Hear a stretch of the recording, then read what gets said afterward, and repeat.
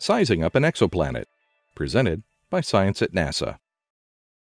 Barely 30 years ago, the only planets astronomers had found were located right here in our own solar system. The Milky Way is chock full of stars, millions of them similar to our own Sun, yet the tally of known worlds in other star systems was exactly 0. What a difference a few decades can make. As 2014 unfolds, astronomers have not only found more than 1,000 exoplanets circling distant suns, but they're also beginning to make precise measurements of them. The old void of ignorance about exoplanets is now being filled with data precise to the second decimal place.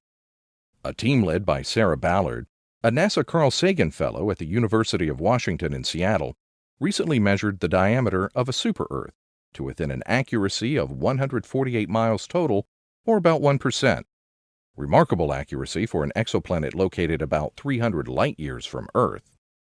It does indeed seem amazing, says Ballard. The landscape of exoplanet research has changed to an almost unrecognizable degree since I started graduate school in 2007. To size up the planet, named Kepler 93b, Ballard used data from NASA's Kepler and Spitzer space telescopes. First, Kepler discovered the planet.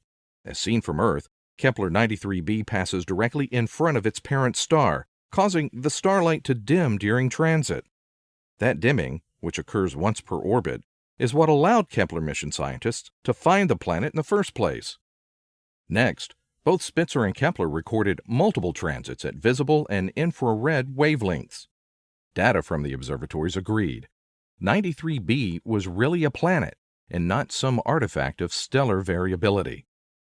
Ballard then knew that by looking carefully at the light curve, she could calculate the size of the planet relative to the star. At that point, the only missing piece was the diameter of the star itself. The precision with which we measure the size of the planet is linked directly to our measurement of the star, says Ballard, and we measure the star using a technique called astroseismology. Most people have heard of seismology, the study of seismic waves moving through the Earth. We can learn a lot about the structure of our planet by studying seismic waves, she says. Astroseismology is the same thing except for stars. The outer layers of stars boil like water on top of a hot stove.